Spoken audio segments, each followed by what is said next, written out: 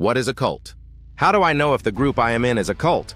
Behavior control. A cult will dictate how you are allowed to behave. It is common for cults to have strict rules regarding sex, food, finances, sleep, appearance, decisions, and how your time is spent, and who you spend it with. If you don't behave the way the leader or group dictates, there are consequences or punishments. Information control. What information is acceptable to consume or be exposed to is controlled by the group. Deception is used from the start when a person is not told what they are getting into initially. Information from any outside source or anything that may challenge the group's doctrines or beliefs are restricted or forbidden. Propaganda, or only cult-related sources of information, are allowed. Thought control cults work to change the way a person thinks about themselves and the world. They establish that only a certain way of thinking is permissible, and anything outside that is wrong, evil, harmful, sinful, and will certainly lead to unwanted consequences. Questions, analysis, critical thinking, or constructive criticism are not allowed. Questions are framed as being harmful to the group of the leader. Techniques that distract from thinking clearly, such as sleep deprivation, constant work, confusing language, or devotional practices, can all be used to override the rational part of the brain, leaving a person to operate from an emotionally charged and irrational place. Emotional control cults use emotion by manipulating rational and irrational fears. They threaten terrible consequences, such as being rejected or isolated permanently, punishments such as death, disease, or insanity. Guilt is used to deem anything outside of what the cult finds permissible as punishable, sinful, weak, not spiritual enough, etc. There is never a reasonable amount of doubt allowed. Emotions are limited to a narrow spectrum, and anything outside that spectrum is wrong, harmful, or means that you are not implementing the group's mandates, rules, rituals, teachings correctly. One rule of thumb for asking if you are in a cult-like environment is asking yourself what happens if you ask a question, have a doubt, or feel a different feeling. If the answer is punishment, being ostracized, kicked out, threatened, or shunned, you definitely have a problem. It is natural and human to question and doubt. A legitimate group or organization will allow you room to ask questions and can stand up to scrutiny without demonizing or excommunicating you. How to know when you or a loved one may be in a cult is an organized group whose purpose is to dominate cult members through psychological manipulation and pressure strategies. 1. Cults are usually headed by a powerful leader who isolates members from the rest of society. Some individuals who join cults remain lifelong members. Others break free and share how it felt to be brainwashed by a charismatic leader. But there are also some individuals who leave a cult and report that their experience was positive. Studying cults is difficult for a few different reasons.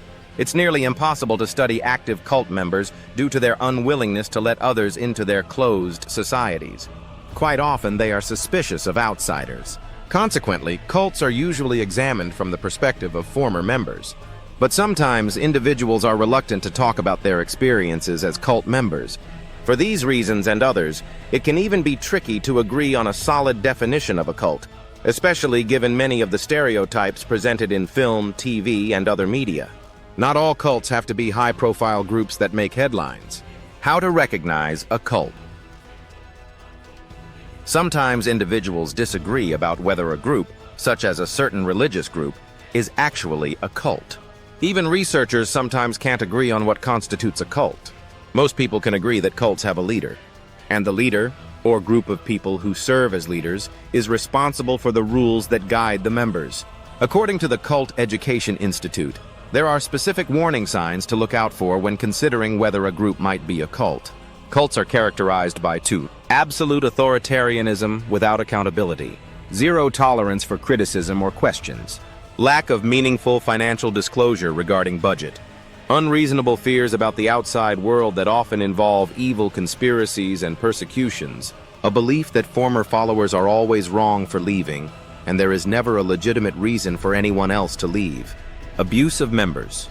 Records, books, articles, or programs documenting the abuses of the leader or group. Followers feeling they are never able to be good enough. A belief that the leader is right at all times. A belief that the leader is the exclusive means of knowing truth or giving validation. Cults are dangerous because they typically rely on deceptive and authoritarian practices to make members dependent on and obedient to the group. Cults often cut members off from other forms of social and financial support and pose both physical and psychological risks to members of the group. Why people join cults?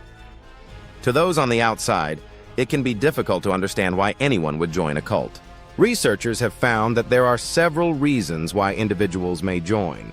They don't know. They're joining a cult. Most individuals don't recognize the group they're joining as considered a cult. Individuals who are attracted to groups that are considered cults may have certain vulnerabilities that make them more likely to join, such as anxiety or substance abuse problems. 1. They have unresolved insecurities. Another study found that many cult members experience attachment insecurity prior to joining a cult. Their insecurities may drive them toward a group that promises acceptance. Once they join a group, they're usually distanced from outside influences. After people are separated from the outside world, leaving the group becomes difficult. They often grow dependent on being in the group and develop suspicions of anyone outside the group.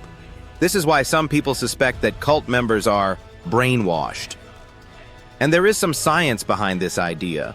As members are often told they're being persecuted by people outside the group, they are manipulated into joining. The other major theory about why individuals remain in cults is mostly sociological. One cult leaders often promise to reward members in some way. They may tell them they're going to move up the ranks within the cult, or they may convince them that something really good is going to happen to their special group.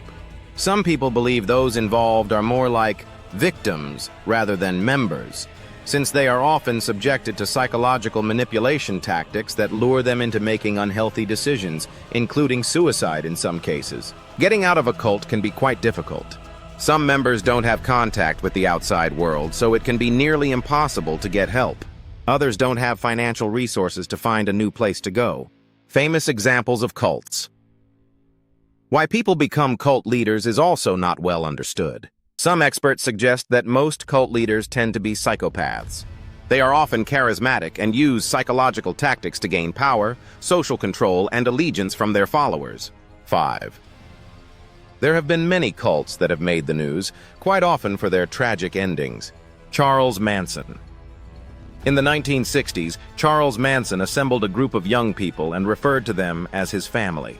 Manson expressed his ideas about an imminent race war, and he told his followers he wanted them to go on a killing spree. One night in 1969, several followers murdered 5 people, including actress Sharon Tate. Manson was later convicted of first-degree murder. Jim Jones founded the People's Temple in Indianapolis in 1955. He moved his followers to Eureka, California out of fear that a nuclear attack might strike Indiana. He later moved his followers to Guyana, to an area which became known as Jonestown. An official went to investigate the group in 1978 after the government grew concerned that some members were being abused. The group shot and killed the official. Jones then instructed his followers to drink Flavor Aid laced with cyanide. Over 900 people died, including Jones, who was found with a bullet wound to the head. Heaven's Gate. Heaven's Gate was a group that started in the 1970s. It was known as a UFO religious cult. The tightly knit group required members to give up almost all of their possessions. In March of 1997, 39 members put on matching dark clothes, ingested barbiturates, and placed plastic bags over their heads and killed themselves. This was one of the largest mass suicides in United States history. David Koresh. David Koresh thought he could have conversations with God, and he convinced his followers the world was ending. He and more than 100 people moved to a compound outside of Waco, Texas. The FBI tried to arrest Koresh in 1993 because of violations of the law, such as advocating for underage girls to marry adult men. This led to a 51-day standoff. Ultimately, 75 people from the group died. Like Jim Jones, Koresh was found dead with a gunshot wound to the head. Takeaway.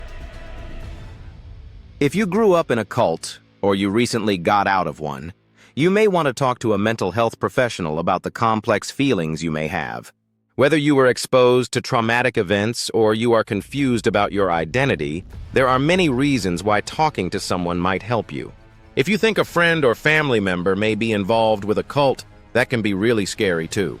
Reach out for professional help to get some guidance on what you can do or how you can cope with your emotions. It's going to take time, understanding, and a lot of patience to help extricate your loved one if they are in a dangerous situation.